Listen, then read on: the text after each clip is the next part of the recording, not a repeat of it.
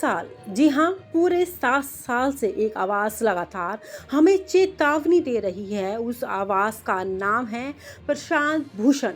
वह कह रहे हैं भारत में न्यायपालिका की आज़ादी को कुचला जा रहा है। सरकार सीजीआई तक को ब्लैकमेल कर रही है। 2018 में यही बात उन्होंने नेशनल हेराल्ड में कही थी। आज 2025 में अमेरिका में इंडियन अमेरिकन मुस्लिम काउंसिल के मंच से फिर वही बात। तो क्या वाकई भारत की सुप्रीम कोर्ट अब दबाव में है? क्या हमारे लोकतंत्र की सबसे बड़ी दीवार हिल चुकी है? भारतीय लोकतंत्र का आईना न्यायपालिका। लोकतंत्र में सबसे बड़ी उम्मीद की किरण न्यायपालिका होती है। जब कार्यपालिका और विधायिका से जनता का भरोसा डगमगाने लगे तो न्याय के मंदिर की ओर देखते हैं। लेकिन प्रशांत भूषण का कहना है कि अब वही मंदिर चरमरा गया है। एआईएमसी कार्यक्रम में उन्होंने साफ कहा, यह सरकार सुप्रीम कोर्ट के मुख्य न्यायाधीश तक को ब्लैकमेल कर रही है। उन्होंने यह भी जोड़ा, भारत में अब स्वतंत्र न्यायपालिका जैसी कोई चीज नहीं बची। ईडी, सीबीआई जैसी एजेंसियों के जरिए सरकार जजों पर निजी दबाव बना रही है। उनके रिश्तेदारों के खिलाफ झूठे केस दर्ज किए जा रहे हैं। एआईएमसी कार्यक्रम में भूषण का आरोप। यह बयान अमेरिका के वॉशिंगटन डीसी में आयोजित इंडियन अमेरिकन मुस्लिम काउंसिल के कार्यक्रम में आया। कार्यक्रम का विषय था empowerment through strategic advocacy for piece and social justice. यही मंच बन गया है एक बड़ा धमाका, जहां प्रशांत भूषण ने भारत सरकार पर सीधा हमला बोला। उन्होंने कहा, अगर कोई जज ईमानदारी से खड़ा होता है तो उस पर निजी हमले किए जाते हैं, जैसे कि बेटे पर सीबीआई केस डाला जाता है, किसी के दामाद पर ईडी केस। यह रणनीति सरकार द्वारा सुनियोजित ढंग से चलाई जाती है। 2018 का आईना, इतिहास खुद को दोहरा रहा है। यह आरोप नया नहीं है। प्रशांत भूषण 2018 में भी यही बात कह चुके हैं।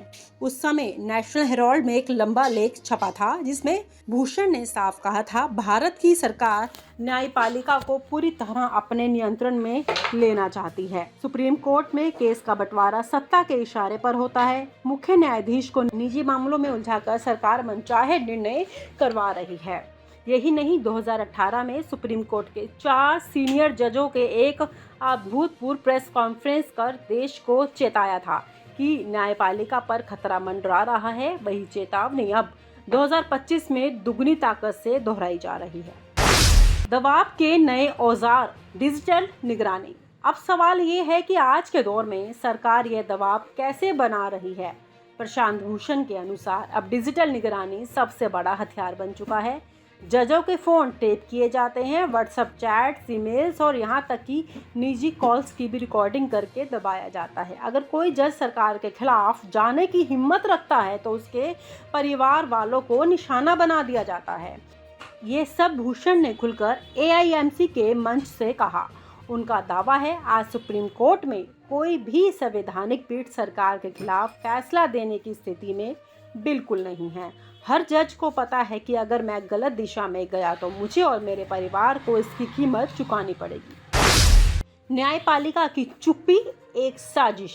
लेकिन इस सब के बावजूद सुप्रीम कोर्ट की तरफ से कोई बड़ा प्रतिरोध क्यों नहीं दिखता? भूषण के मुताबिक यही सबसे बड़ा संकट है। जजों को एक अदृश्य दीवार में बांध दिया जाता है। सार्वजनिक रूप से कोई विरोध नहीं करता। 4 जजों की 2018 वाली प्रेस कॉन्फ्रेंस के बाद ऐसी घटना फिर नहीं हुई। सीजीआई की ओर से अब तक भूषण के आरोपों का कोई स्पष्ट खंडन नहीं किया गया। ये चुप्पी कहीं ना कहीं इस बात की ओर इशारा करती है कि न्यायपालिका आंतरिक रूप से विभाजन और भयभीत है। जज यह जानते हैं कि अगर मैं खुलकर विरोध करूंगा तो मुझे व्यक्तिगत स्तर पर निशाना बनाया जाएगा। यही वजह है कि स्वतंत्र आवाज़ अब गिनी चुनी रह गई है। सरकार की ताकतवर तिगड़ी, ED, CBI, IT. Prashant Bhushan ने एआईएमसी कार्यक्रम में यह भी बताया कि कैसे सरकार ने एक ताकतवर तिगड़ी खड़ी कर दी है। ईडी, सीबीआई और इनकम टैक्स, इन तीनों एजेंसियों के जरिए न केवल विपक्षी नेता बल्कि न्यायपालिका के सदस्य भी दबाव में लाए जा रहे हैं। उन्होंने कहा, अब जजों के लिए सबसे बड़ा डर ये नहीं है कि मेरी नौकरी चली जाएगी, बल्कि ये है कि मेरे परिवार का क्या होगा। ईडी का एक सम्मन ही किसी को तोड़ने के लिए काफ़ी है। यह पूरा सिस्टम इस तरह डिज़ाइन किया गया है कि जो भी आवाज़ उठाए उसे व्यक्तिगत और पेशेवर दोनों स्तर पर तबाह कर दिया जाए। मीडिया, चुनाव आयोग और सीएजी पर भी असर। सिर्फ न्यायपालिका ही नहीं बल्कि चुनाव आयोग, इसी controller and auditor general, CAG और मीडिया सब पर दबाव की कहानी भूषण ने बताई। उन्होंने कहा, भारत में आज निष्पक्ष संस्थाएं लगभग खत्म हो चुकी हैं। चुनाव आयोग का हाल देख लीजिए। 2019 और 24 दोनों चुनावों में जिस तरह नियमों की अनदेखी हुई वह इसी दबाव तंत्र का हिस्सा है। इसी तरह कैग की रिपोर्ट अब वर्षों तक दबाई जाती है। भ्रष्टाचार के मुद्दों पर रिपोर्ट समय पर सामने नहीं आती। भूषण ने कहा, सरकार ने संस्थाओं का गला घोट दिया है और ऐसे में न्यायपालिका पर यह दबाव और भी घातक हो जाता है। ट्रूथ आर्मी एक नया आंदोलन। इस संकट से निपटने के लिए भूषण ने एक दिलचस्प प्रस्ताव भी रखा। ट्रूथ आर्मी, उनका कहना था कि हमें ऐसे नागरिकों का नेटवर्क खड़ा करना चाहिए जो सच को सामने लाने का काम करे, जजों को समर्थन दे, मीडिया को दबाव से बाहर निकाले और नागरिक समाज को जागरूक करे। उन्होंने कहा, अगर हम सब मिलकर सच की लड़ाई लड़ेंगे तो लोकतंत्र पूरी तरह खत्म हो जाएगा। न्यायपालिका की स्वतंत्रता लोकतंत्र की रीढ़ है। अगर वही टूट गई तो संविधान महज एक कागज का टुकड़ा बनकर ही रह जाएगा। लोकतंत्र पर खतरा, 7 साल की चेतावनी। अब अगर पिछले 7 साल देखें तो प्रशांत भूषण लगातार यह कदम उठा रहे हैं कि 2018 से 2025 तक उनका स्वर पहले से और भी मजबूत स्पष्ट हुआ है। उन्होंने AIMC से मंच से कहा, अगर इस लड़ाई को नहीं लड़ा गया तो आने वाले वर्षों में भारत को भी हंगरी या तुर्की जैसी लोकतांत्रिक पतन की राह पर जाना पड़ेगा। ये चेतावनी सिर्फ एक व्यक्ति की नहीं है बल्कि उस सिस्टम के भीतर के एक वकील की है जिसने सुप्रीम कोर्ट के सबसे बड़े मामले को लड़ा है। जब ऐसी आवाज़ 7 साल से बार बार कही जा रही हो तो उसे गंभीरता से लेना लाजमी है। Attorney General of India, R.A. Raman, the learned Solicitor General Tushar Mehta, Mr. Kapil Sibal, the President of the SCBA, Rachna Srivastava, the Vice President of SCBA, the law officers, the senior advocates, the family members of Vela Trivedi, a very dear friend and former Chief Justice of Gujarat High Court, Justice Sonia Gokhani, and members of the bar. Today we come together to bid farewell to our colleague, Honorable Justice Vela M. Trivedi. The journey of Justice Trivedi to this court is indeed a compelling story. Her upbringing in Gujarat was marked by a variety of experiences due to her father's career in the judiciary, which involved frequent transfers. In a job that requires relocation, while there are challenges in settling down, it also offers exposure to the cultures of various cities and towns. I am certain these experiences would have broadened Justice Trivedi's understanding of the diverse challenges people face. Inspired by her father, Justice Trivedi pursued a career in law and practiced for nearly a decade on the civil and constitutional side of the Gujarat High Court. She then applied for high judicial service. A significant chapter in her judicial life commenced with her appointment to the City Civil and Sessions Court in Ahmedabad in 1995. It has a way of writing beautiful stories, and in Justice Trivedi's life, he wrote one such tale where she walked the same courtroom corridors as her father, both serving as judges at the City Civil and Sessions Court at Ahmedabad at the same time. This rare distinction was recognized by the Limca Book of Records, which recorded the entry in their 1996 edition as Raikot, father-daughter judges in the same court. Justice Trivedi's extensive experience in the district judiciary gave her expertise in civil and criminal law as well as procedural law. As a member of the district judiciary, Justice Trivedi held several important roles. On the judicial side, he served as a CBI judge and as a special judge in several cases. Her judicial work was complemented by significant administrative responsibility, including her tenure as Registrar of Vigilance in the Gujarat High Court and as Law Secretary to the Government of Gujarat. In each of these roles, they displayed outstanding legal insight and administrative acumen. These responsibilities demanded a different set of competencies than those required on the judicial side.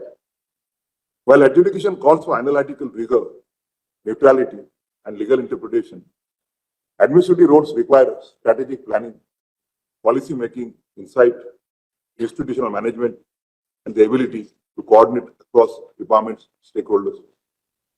As Registrar of Vigilance at the Gujarat High Court, she was interested with maintaining the integrity of the judicial system, handling sensitive issues with discretion, fairness, and firmness. Her tenure as a law secretary further demonstrated her capacity to engage with complex legal frameworks at the intersection of government and policy. As law secretary, she was instrumental in the establishment of the Gujarat National Law University. Justice Trivedi was elevated to the Gujarat High Court in 2011 and later to the Supreme Court in August 2021. Her elevation to this court is remarkable, as she is presently the only judge in the Supreme Court who rose to the ranks of the district judiciary. This rare journey from the grassroots levels of the judicial system to the apex court serves as an inspiration for many in the district judiciary. Her appointment brought a distinct perspective to the bench. As a judge of the Supreme Court of India, Justice Trivedi has dealt with a wide range of cases, spanning from criminal matters to those heard by Constitution bench.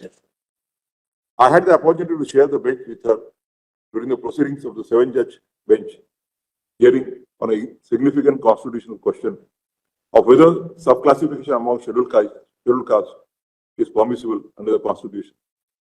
Justice Trivedi authored the sole dissenting opinion in the case, a reflection of her independence of thought and her ability to express her views without hesitation. As a Supreme Court judge, Justice Trivedi, who served as a visitor to the Gujarat National Law University, an institution she had previously played a key role in establishing. In this capacity, she provided guidance to both faculty and students alike. Justice Trivedi is hardworking, with a keen eye for detail and a commitment to her thoroughly preparing for each case she presides over. On a personal note, when her name was doing rounds from January of 2021, I had an occasion to talk to her on several occasions, and then after elevation, I found an elder sister in her. So she only elder to me by a couple of months, but she was always a beloved to me. And Ms. Matthews has mentioned about the next week's working. I have been blamed by her for that also, because since I was to take over, the calendar was finalized by me, and I had received requests from many of the members that the beginning of July is not a right season for the Supreme Court to open up, and therefore we decided to postpone the vacation by a week and also opening by a week. But by now, on the basis of the practice which has been prevailing for last several years, they had already booked the tickets to go for attending a marriage in the family in the US, and I had to consider not to cancel her bookings. और आप हमसे जुड़े रहने के लिए subscribe करें YouTube पर, follow करें Twitter पर और लाइक करें Facebook पर। और ज्यादा जानकारी के लिए आपको टाइप करना होगा सिर्फ न्यूज़ नशा।